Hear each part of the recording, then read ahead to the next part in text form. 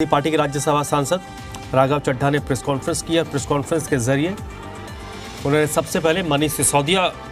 को लेकर कहा है कि मनीष सिसोदिया को झूठे मामले में फंसाया गया है और कोशिश यही है कि मनीष सिसोदिया को ज़्यादा से ज़्यादा समय तक जेल में रखा जाए। दूसरा आरोप जो उन्होंने लगाया है भारतीय जनता पार्टी पर, एक गंभीर आरोप है। तरुण इस वक्त मेरे साथ जुड़ चुके हैं। तरुण, कल जब हमारी बात हो रही थी उसमें हमने जिक्र भी किया था कि ये जो नो कॉन्फिडेंस मोशन, अविश्वास प्रस्ताव बीजेपी लेकर आ रही है, ये एक ऐसा मुद्दा है जिस पर आने वाले वक्त में बहुत ज़्यादा सियासी लड़ाई आप और बीजेपी में देखने को मिलेगी। और अब देखिए, राघव चड्ढा ने प्रेस कॉन्फ्रेंस करके आरोप भी लगा दिया कि बीजेपी आम आदमी पार्टी के विधायकों को डरा रही है, धमका रही है, खरीद फरोख्त की कोशिश कर रही है। बिल्कुल, राघव चड्ढा ने आज हालांकि प्रेस कॉन्फ्रेंस तो मूलतः जो फीडबैक यूनिट मामले के अंदर सीबीआई ने प्राथमिका दर्ज की है, एफआईआर दर्ज की है, उस पलटवार करते हुई थी। लेकिन इसका दूसरा भाग ये भी था कि नो कॉन्फिडेंस मोशन बीजेपी ने टेबल किया है, प्रस्तावित किया है। हालांकि सदन में उसे रखने की इजाजत स्पीकर के पास होती है और इसका फैसला सोमवार के दिन सदन की कार्यवाही के दौरान देखने के लिए मिलेगा। नियम 107 का इस्तेमाल करते हुए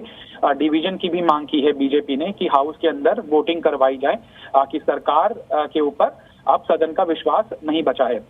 लेकिन जहां तक आपकी बात है कि नंबर जो है आम आदमी पार्टी के पक्ष में है, और इससे पहले आपने देखा होगा कि अपने सरकार के समर्थन में ही आम आदमी पार्टी के तरफ से एक कॉन्फिडेंस मोशन टेबल किया गया था, जो ध्वनि मत से स्वीकार भी हुआ था। और तब ये माना जा रहा था कि अपने विधायकों की एकजुटता दर्शाने के लिए आम आदमी पार्टी ऐसा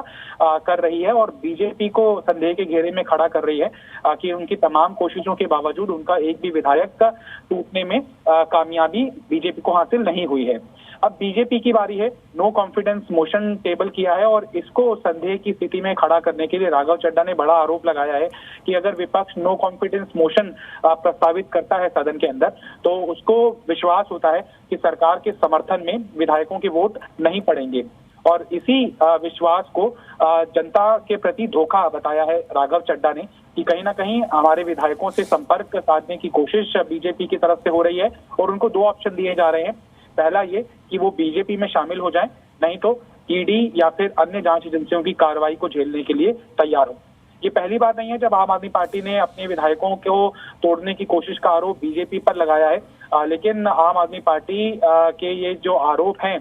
वो बीजेपी उसका जवाब तो देती आई है और अभी तक ये सफल भी साबित नहीं हुए हैं। लिहाजा अगर मान लिया जाए, वैसे तो वो स्पीकर के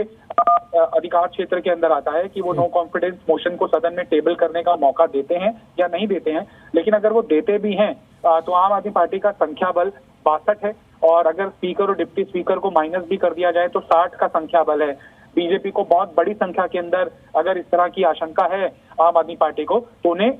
लार्जर नंबर तोड़ना होगा, जो लगता नहीं है कि संभव है इतनी बड़ी रोबस्ट मेजोरिटी के मद्देनजर। लिहाजा ये सिर्फ एक पॉलिटिकल आरोप प्रत्यारोप का ही सिलसिला बना रहेगा। हाउस के अंदर सरकार को कोई दिक्कत आएगी, इस बात की आशंका बहुत कम है। लेकिन आज जैसे अभी राघव चड्ढा प्रेस कॉन्फ्रेंस कर रहे थे तो बाद में उनसे सवाल भी पूछा गया कि आप जो आरोप लगा रहे हैं इसके लिए कोई तथ्य हो, तो उन्होंने इसका जो जवाब दिया कि ज़रूरत पड़ी तो हम अपने उन विधायकों को भी सामने लेकर आएंगे और वो खुद बताएंगे कि किन किन बीजेपी के नेताओं ने उनको फ़ोन किया है और क्या कुछ कहा है।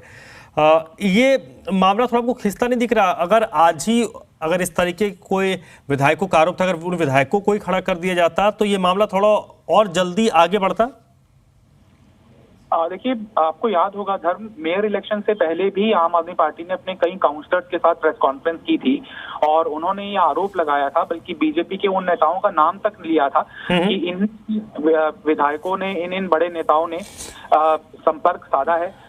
हमारे काउंसलर्स के साथ, काउंसलर्स के नजदीकी कार्यकर्ता जी, ताकि